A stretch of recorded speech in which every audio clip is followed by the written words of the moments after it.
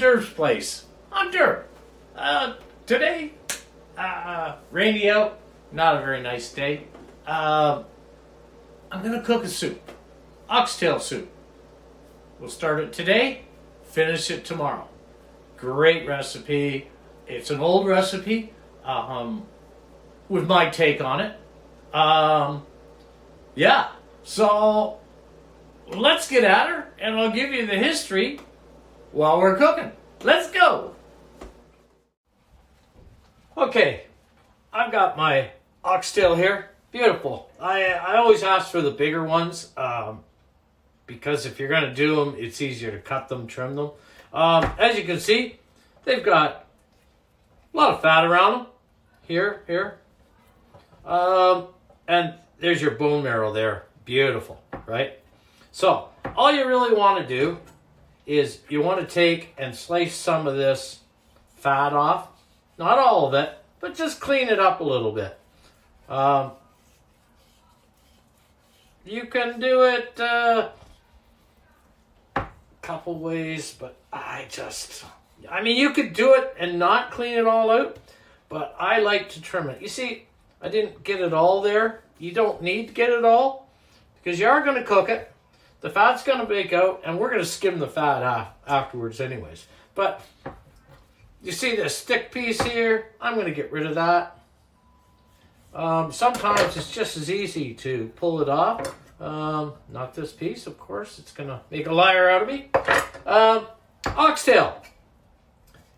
It's not actually from any special cow or beef. It's a cow's tail. That's what it is. Could be an oxtail, but not necessarily. And nowadays, mostly it's the cow. In the olden days, and I'm saying farmer days, years and years ago, they used to use every part of the cow. I mean,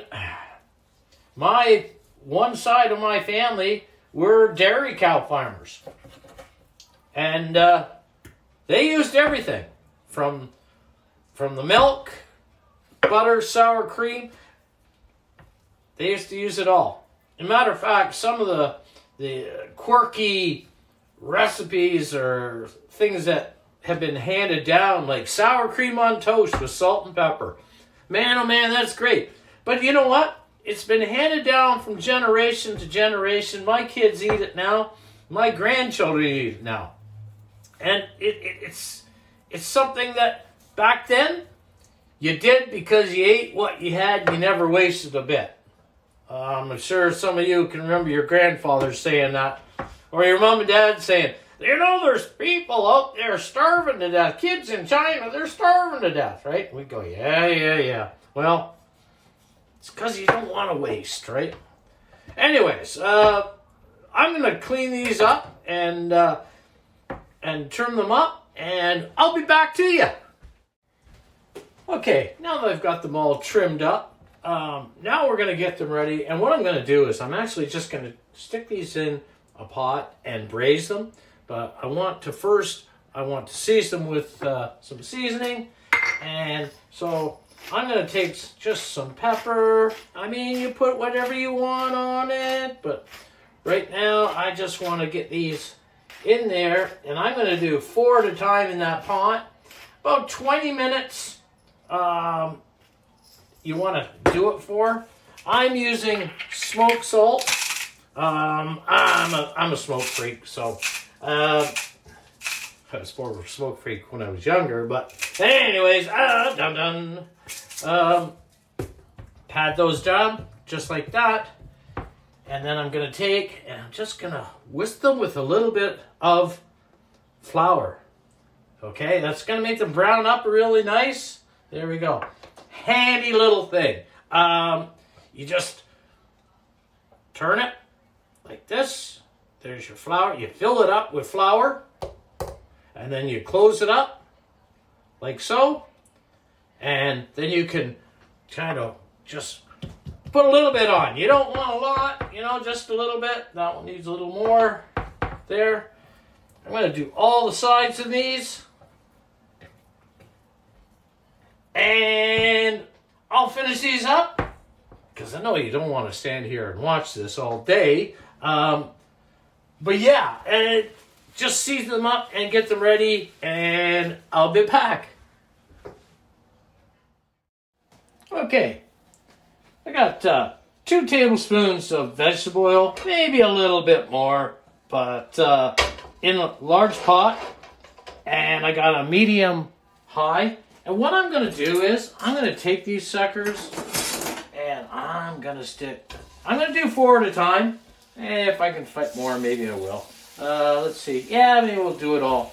Put them all in there. About 20 minutes you're going to do this for. And I'm going to be squeezing these suckers in. But we did it. Okay, so I'm just going to let those sit for 20 minutes. I'm going to turn them every once in a while once they start getting brown. And I'm going to brown them on all sides until they're nice and crusty brown. You got the flour, salt and pepper in there. And it'll start with the fats and the flour. And I mean, put a nice crust on them anyway. So that once you do boil them down in your soup, you're still going to have a little bit of texture. And that's what I like in a soup.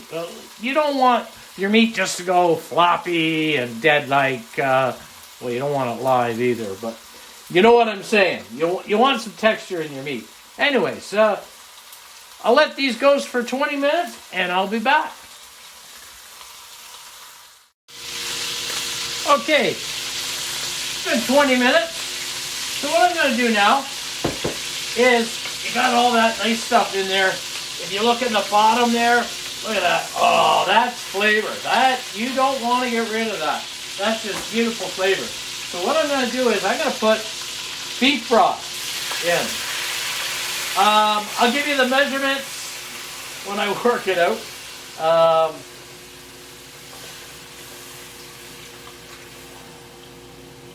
So there's the beef broth in there. I'm going to turn this down now to a medium low. Yeah, that's about it there. Put my beef broth in. Need a big pot. I don't think this pot's big enough. I'm going to put in a couple cups of red wine in there. And I'm going to put in 10 cups of water. Whoa, it's coming close, folks. There. Okay, it's really high. I would say I'm going to run with this like this. But what I would do is start off with a big pot, okay? Because I'm right on the break here. It'll be okay because we're not doing any boiling. I'm just going to let it simmer. And if I have problems, I got a bigger pot I can go to. Anyways, there it is. It's going to sit for 3 hours like this and just get happy. And we'll be back. Okay, as you can see, yes, I went back to my old favorite canning jar or pot. It's what I make my beans in and everything else. And I actually usually make this soup in it, but I thought I could get away with using a little lower pan, and I was wrong. Anyways, so what we're doing now is we're just heating this up. Once I bring it to a simmer, then I'll set it down to medium low, and I'll leave it for 3 hours, and we'll just let her get nice and happy there. And yeah, we'll be back. Okay, 3 hours is up, and oh, you should smell it in the house. And look at these. So what I'm going to do is I'm going to take all these out. See them now. Oh, they're just beauty. And what I'm going to do is I'm going to put the stock that we've made now, and I'll put that in the freezer, pour it in a bowl, put it in the freezer, and get all that fat to come to the top so I can just easily skim that off. In the meantime, I'll take all this meat off the bones here and put it in another container so that tomorrow we can finish this off. And it's going to be wonderful. Oh, look at these pieces of meat. The smell, it's like Mom's old blade roast that she used to cook. Oh my God, was it ever good. And that's what the smell in the house is right now. And whoa, watch it. They will get you. Now the stock itself right now, it's got a wonderful smell, taste to it. But it's not anything earth-shattering yet. We'll be putting some herbs in it. We'll be putting some turnip in it. Potato. Some thyme and a few other spices. But there you go. That's just, like, that's beautiful meat. And there's the stock all ready to go. And we'll put this in the freezer. Okay. We'll get back to cutting that meat up, and I'll give a little show on that. So, be right back. Okay, so here we go. And it really, as you just see, it's falling off. I'm just going to chunk it up a little bit.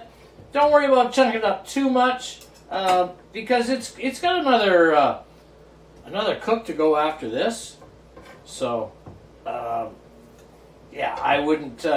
I just leave it on there. But as you can see, it's coming right off the bone. If I can touch this without burning myself to death there. There you go. She's hot. But it forks off that nicely off there, as you can see. I'd recommend that you let them cool off a little bit. And then you could really get in there and get it without it flying off and terrorizing the neighborhood. So, anyways, there you go. As you can see, you're right down to the bone here. And if I can just get this off here.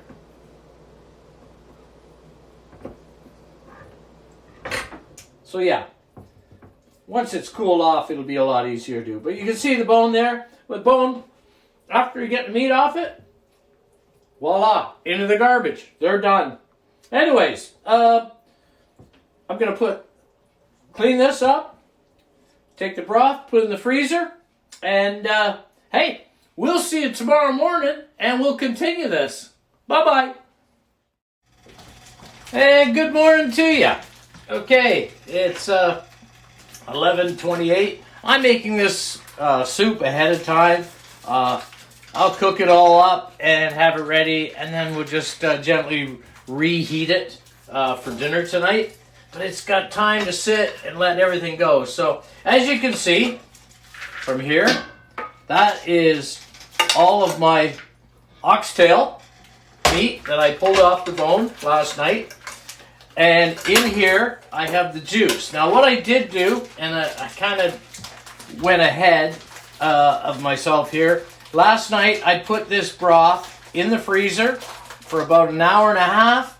Not to freeze it, but to get all of the grease to rise to the top. And I just skimmed the top. There was about a 1/4 inch of grease on the top of this juice.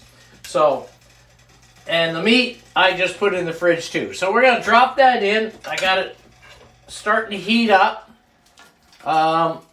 And what I'm going to do is I'm going to bring this up slowly to a boil. And then at the same time, because I'm using this big pot because I always use this big pot. It's not great for shooting the cooking vlog because it's hard to see, but I'm kind of forced into doing that today. So we're going to get all this meat in, and then we'll start on the veggies. Okay, so we got 3 tablespoons of vegetable oil, medium high, and we're going to get this. It's just starting to warm up now, so we'll start. I've got 2 medium leeks, white and light green, and I dice that up. Underneath, I've got 2 medium onions. So we're just going to put those in like that.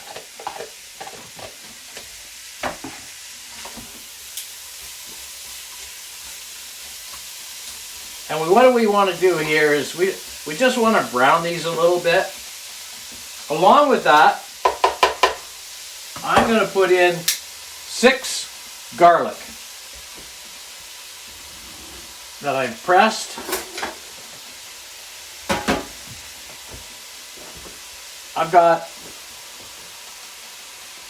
I like bay leaf. I like spice. So I'm going to put in 3 of these. And I've got some fresh thyme here and some ground thyme. I'm going to put them in. You want about a teaspoon of ground thyme, but because I'm using fresh too, I've cut it back to a half, and I'm going to throw that in there.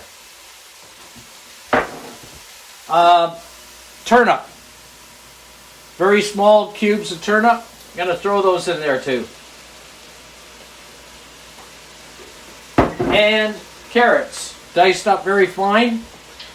Put those in there. And we're just going to let these get happy in there with the spices and that, and just let her go.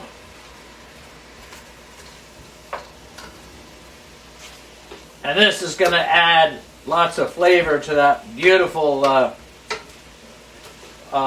oxtail. Now I am going to use, because I like it, I'm going to reach in front of you, excuse me, I like my smoked salt. So I'm going to put in some smoked salt in that. It's up to you. Put in ordinary salt. Put in whatever kind of salt you want. You know what? There's no bad way of doing it. I'm going to put in some pepper. Now, what I'll do is I'll put some in right now, and then when I'm finished up, I'll taste it and see what I got. Like so.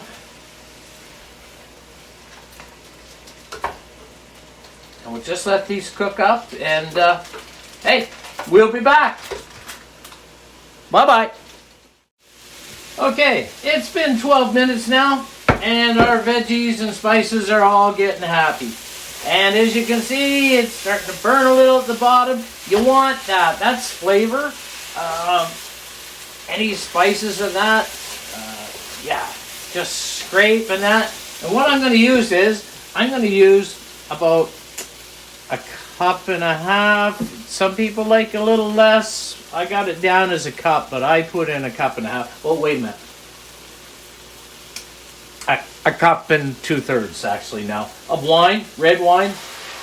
I'm going to throw that in there and deglaze that bottom of that pan. So we get all that flavor and the spices and that in there. Oh yeah. So there it is. Our veggies are ready now, and we can now get our pot of stock, which is starting to come up to boil, almost at boil. And I'm going to bring that over onto this one here. Turn that one off. And what I'm going to do is, hello, good morning. I'm going to take my veggies and all the goodness in that and put it in the stock. As you can see, I still have it on high, and that's what you want. You want the wine, you want the veggies. See how nicely that pan's cleared right up now. You got all that flavor now is in with the stock. Everything is perfect. So, now that we got that done, just mix that up. I'm going to turn that up right up to max there. And we're going to bring this to a boil. And we'll be back. Okay, now we got it to a rolling boil, and I'm going to take some russet potatoes, 2 large ones that I diced up about a 1/2 inch square. You know what, 1/2 inch, whatever. Got it in there. I'm going to let it come up to a good boil again. Then I'm going to cover it and turn it down and let it simmer for 20 minutes. And we got oxtail soup. Okay, talk to you in 20. Bye-bye. Okay, our 20 minutes is almost up. So what I'm doing right now, I'm just going to put in some coarse black pepper, like so. And the boss said no salt. I'm going to put a little bit of table salt in there, not very much. And there you go. It's done. It's ready to serve. Beautiful. Look, the meat in there. Okay, I'm going to dish this up and we'll be back. Okay, here we have it. Oxtail soup. It's a very light soup. It's not a heavy soup. It's a broth. It's good for you. And you know what? It's one of those things that with a piece of Carolyn's home-baked bread, a little butter on it, and yeah, you're good to go for dinner. I love this kind of food. It's old-fashioned. You can see why years ago oxtail was super cheap, because they figured it was like a garbage meat. Nobody wanted it. Nowadays, go price it. You'll find that it's actually caught on in restaurants and that the price has gone up on this. Anyways, try it. You'll enjoy it. Do it your way. Make your own version of it. Until then, hey, live well, eat well. Bye-bye.